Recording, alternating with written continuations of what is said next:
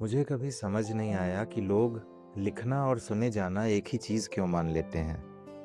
दोनों एक नहीं हैं। मैं लिखता हूँ, बहुत लिखता हूँ। इतना कि कई बार खुद भी भूल जाता हूँ कि कहाँ-कहाँ क्या लिखा था। और सच बताऊँ, ज़्यादातर चीज़ें लोग पढ़ते भी नहीं। कुछ पोस्ट बिना आवाज़ के गुज़र जाती हैं, कुछ कहानियों पर 2 लाइक आते हैं, कोई पैराग्राफ ऐसे होते हैं जिनमें मैंने अपनी आधी रातें रख दीं और दुनिया उन्हें स्क्रॉल करके निकल गई। पहले अजीब लगता था, फिर धीरे-धीरे समझ आया कि शायद हर लिखने वाले के हिस्से में भीड़ नहीं आती। कुछ लेखकों के हिस्से में बस 4 गवाह आते हैं। मेरे भी 4 गवाह हैं। रात, झूला, फ़ोन की स्क्रीन में सिमटी दुनिया और खामोशी। रात जानती है कि मैं सबसे ज़्यादा सच कब होता हूँ, जब शहर सो जाता है और दिखावे की ड्यूटी ख़त्म हो जाती है।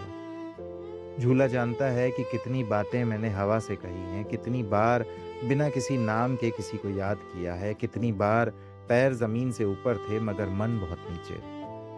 फ़ोन की स्क्रीन, वो छोटी-सी रोशनी, उसी में सिमट कर रह गई है मेरी दुनिया।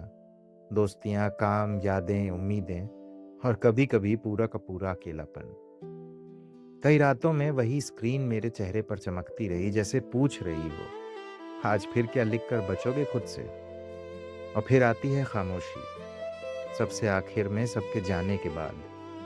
वो मेरे हर शब्द का असली मतलब जानती है। उसे पता है कौन सा पैराग्राफ मैंने किसी को भूलने के लिए लिखा था और कौन सा इसलिए क्योंकि भूला नहीं पाया। अब फ़र्क नहीं पड़ता कितना पढ़ा गया, क्योंकि मैंने लिखना लोगों के रुकने पर शुरू नहीं किया था और शायद उनके चले जाने पर छोड़ूँगा भी नहीं। क्योंकि कुछ आदतें शौक नहीं होती, वो आदमी के अंदर बची आखिरी ज़िंदा जगह होती हैं। मेरे लिए लिखना शायद वही जगह है।